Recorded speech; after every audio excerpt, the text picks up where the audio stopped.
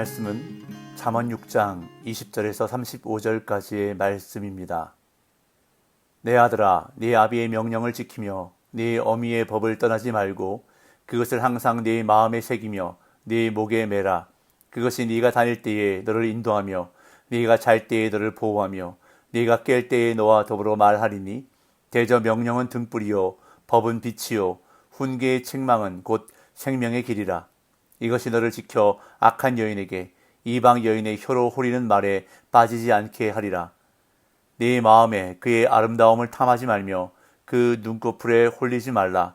음료로 말미암아 사람이 한 조각 떡만 남게 됨이며 음란한 여인은 귀한 생명을 사냥함이니라. 사람이 불을 품에 품고서야 어찌 그의 옷이 타지 아니하겠으며 사람이 숯불을 밟고서야 어찌 그의 발이 되지 아니하겠느냐. 남의 아내와 통관하는 자도 이와 같을 것이라. 그를 만지는 자마다 벌을 면하지 못하리라. 도둑이 만일 줄일 때에 배를 채우려고 도둑질하면 사람이 그를 멸시하지는 아니하려니와 들키면 7회를 갚아야 하리니 심지어 자기 집에 있는 것을 다 내주게 되리라. 여인과 간음하는 자는 무지한 자라. 이것을 행하는 자는 자기의 영혼을 망하게 하며 상함과 능욕을 받고 부끄러움을 씻을 수 없게 되나니 남편이 투기로 분노하여 원수 갚는 날에 용서하지 아니하고 어떤 보상도 받지 아니하며 많은 선물을 줄지라도 듣지 아니하리라. 아멘. 어제 본문인 6장 전반부에서 아버지는 아들에게 보증을 서지 말 것과 게으르지 말고 부지런히 일할 것과 불량하고 악한 일을 하지 말 것을 교훈하며 하나님이 미워하시는 행동 양식들을 언급함으로써 삶의 실제적인 가르침을 전했습니다. 이제 20절부터 시작되는 6장의 마지막 가르침은 음녀의 유혹과 간통에 대해 훈계합니다. 이는 간음에 대한 5장의 가르침과 연계해서 음녀의 유혹이 가져오는 실질적인 손실과 남의 아내와 통관하는 자의 수치를 다양한 면에서 설명하고 있습니다.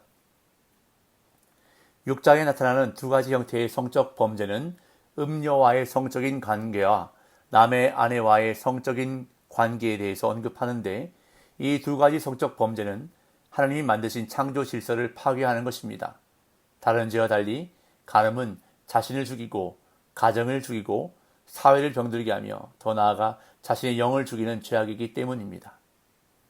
오늘 본문은 성적인 범죄의 치명적인 결과를 두 가지로 설명합니다.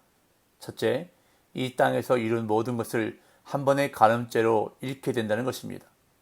이러한 결과를 비유적으로 한 조각 떡만 남게 된다고 표현하는데 이는 모든 것을 잃게 된다는 것입니다. 두 번째 결과는 더 심각한데 간음은 생명을 파는 행위, 즉 자신의 영혼을 파는 행위라고 하는 것입니다.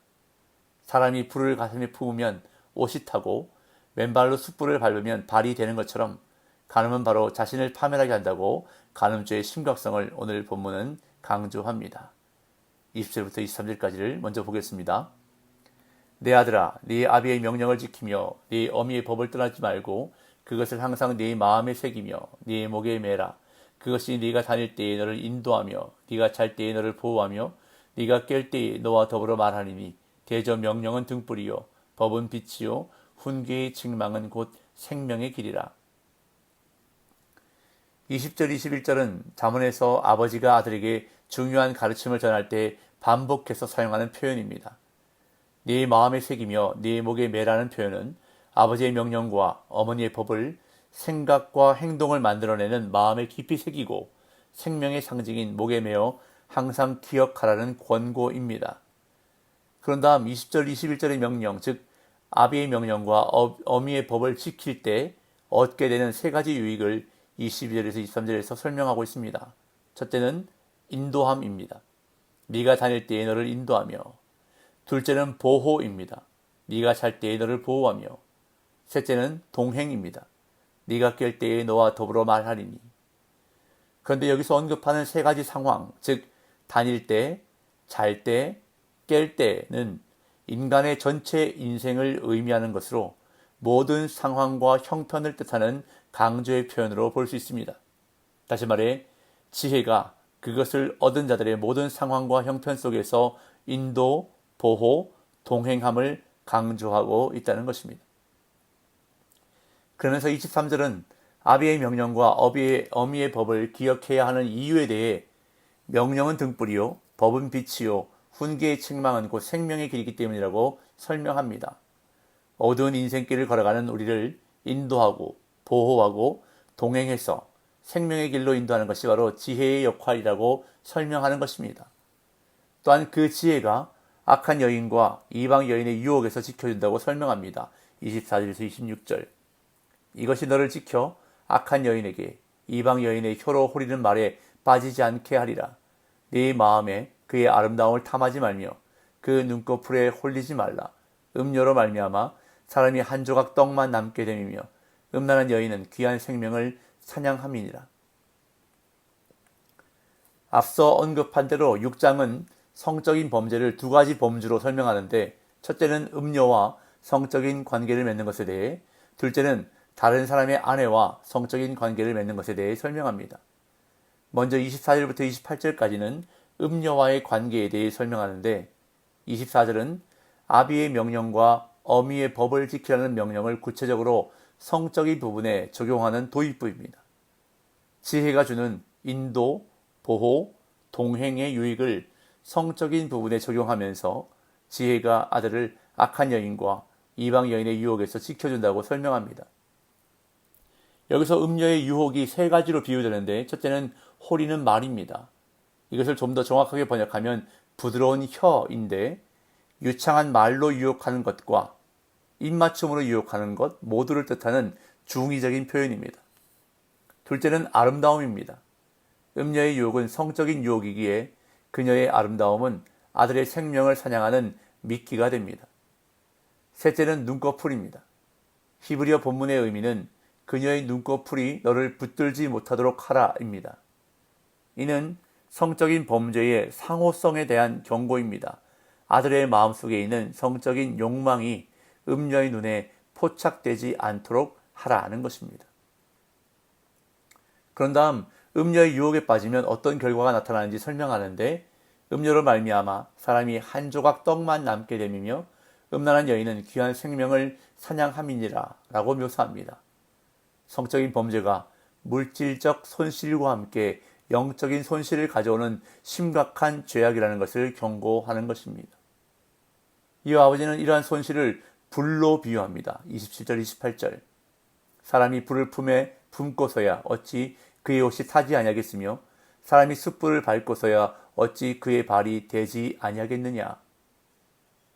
불을 가슴에 품으면 옷이 타고 맨발로 숯불을 밟으면 발이 되는 것처럼 간음은 스스로를 파멸시킨다고 경고합니다. 이어서 간음의 또 다른 형태인 간통에 관해 아버지는 교훈합니다. 29절에서 31절. 남의 아내와 통관하는 자도 이와 같을 것이라. 그를 만지는 자마다 벌을 면하지 못하리라. 도둑이 만일 줄일 때에 배를 채우려고 도둑질하면 사람이 그를 멸시하지는 아니하려니와 들키면 7배를 갚아야 하리니 심지어 자기 집에 있는 것을 다 내주게 되리라. 아버지는 간통에 관한 교훈을 시작하면서 남의 아내와 통관하는 자도 이와 같을 것이라 라고 말함으로써 음녀와 간음한 자가 맞는 결과와 동일함을 강조합니다. 그런데 이어지는 교훈을 볼 때 간통하는 죄의 결과와 손실에 대해 보다 더 자세히 설명하는 것을 볼 수 있습니다. 먼저 남의 아내를 만지는 자마다 벌을 면하지 못하리라 라고 경고하면서 간통의 범위를 엄격히 설정하고 있습니다.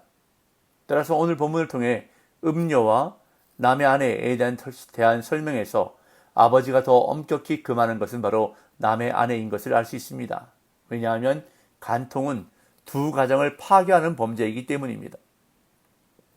그렇기 때문에 남의 아내와의 통관을 더 심각하게 다루며 그 결과에 대해서도 더 심각한 손실이 따름을 설명합니다.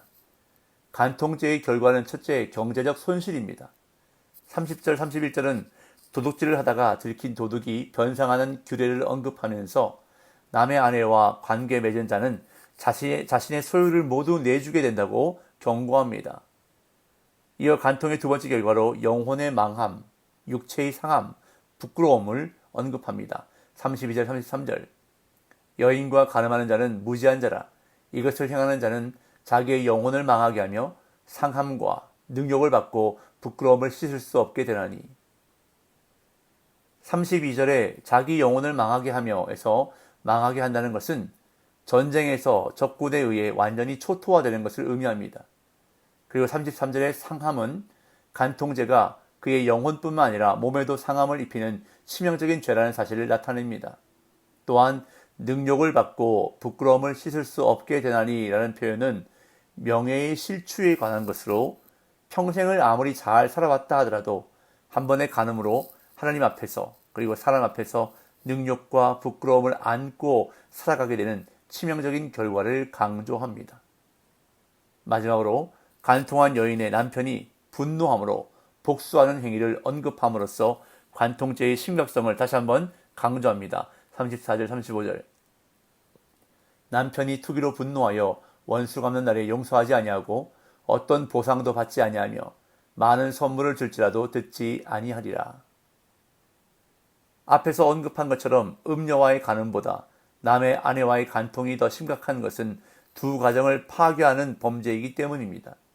그래서 간통의 심각성이 남편의 분노와 복수로 인해 더 부각되고 있는데 이러한 점에서 간통죄는 창조 질서를 파괴하는 것이고 용서받지 못할 죄악으로 묘사되고 있습니다. 종종 존경받는 지도자나 목회자가 성적인 죄를 짓고 물러나는 모습을 보곤 합니다.